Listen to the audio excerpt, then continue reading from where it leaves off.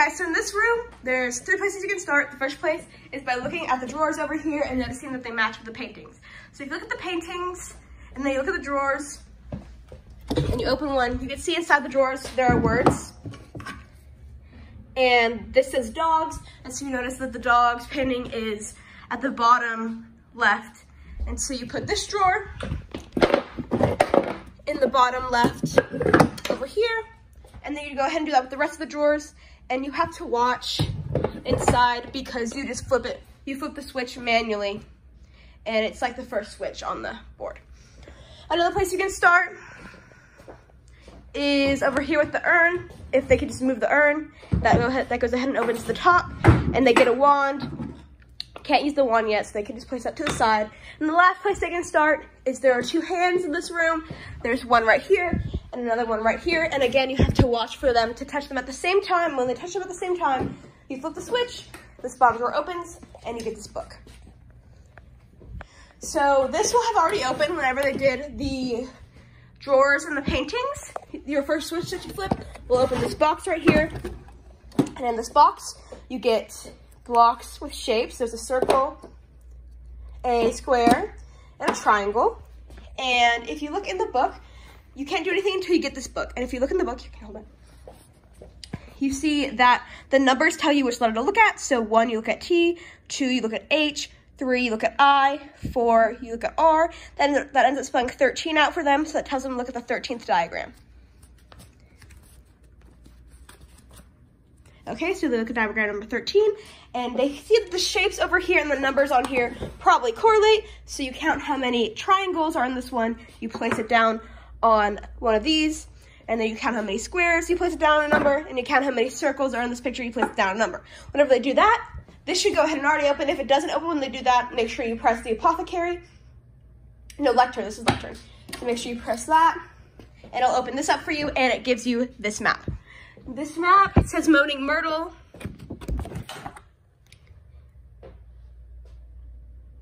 And so you know to look at Moaning Myrtle, because up here, it says Moaning Myrtle.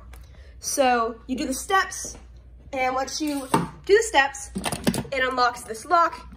And so what you're gonna do is you're gonna find the steps by Moaning Myrtle, and Moaning Myrtle is right there. So that tells you, remember with this lock, you have to push down twice to reset, and that tells you up. Oh my gosh. So you're gonna go up, because the steps are up, and then left 3, down 1, right 2, up, left, pull, twist. That goes ahead and opens this for you.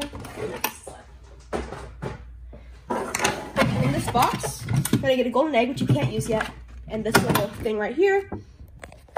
Sorry. So you're gonna take this and the wand, and if Sevryn will demonstrate for us, what you're gonna do is this will be closed, and you just follow this and match it up. Okay, so once you do that, a sound will go off. Sound doesn't really matter, and it opens this, which gives you a key. You can open the door for us, Sevryn, please. So the key goes to this door right here.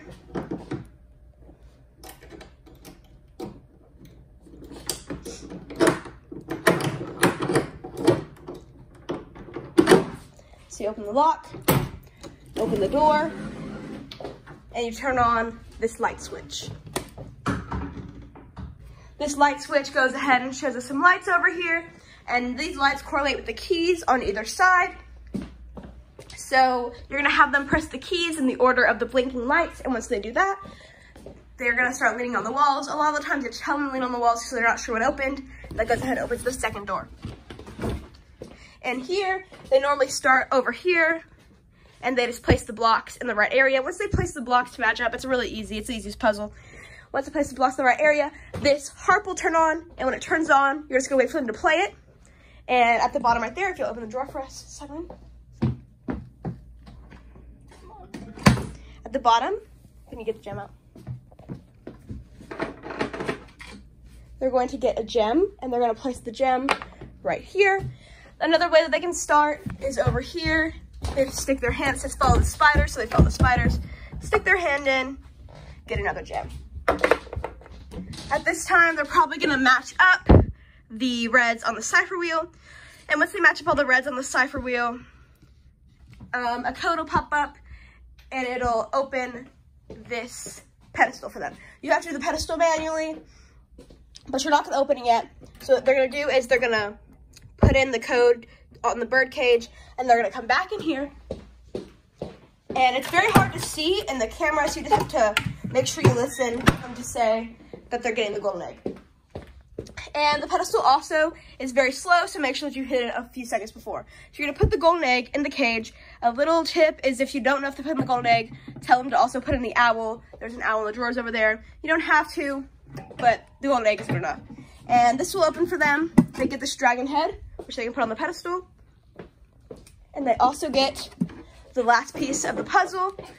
And so what you're gonna do is you're gonna assemble the puzzle, which we haven't done yet, but basically this last piece tells you to look at the green letters. And so if you'll gather the puzzle pieces, Severin, thank you. And so you just assemble the puzzle. Whatever you're resetting, make sure that you have the puzzle pieces around the room. Here's one right here, one over there.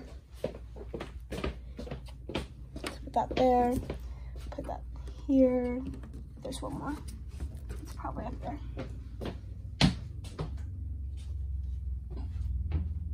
Oh, for time's sake, it'll end up spelling out, all the green letters will end up spelling out junk, and you put junk into this little briefcase right here if you open up for 7.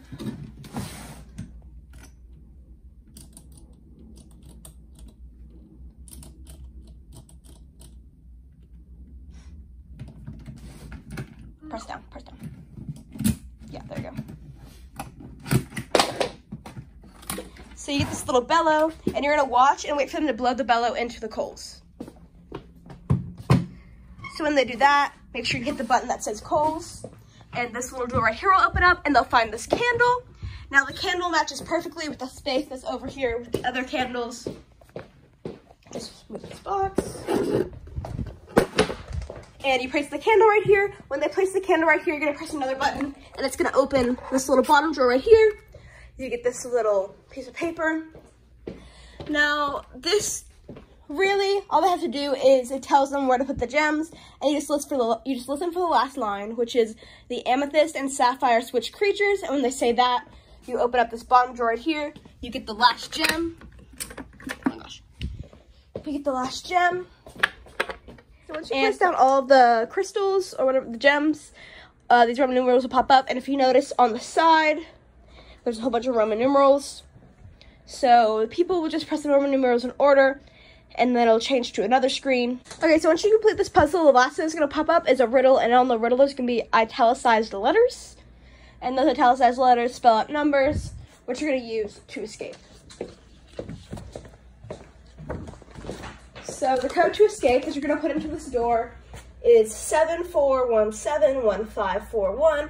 They're gonna put that into the door, it's gonna unlock, and they're gonna have escaped.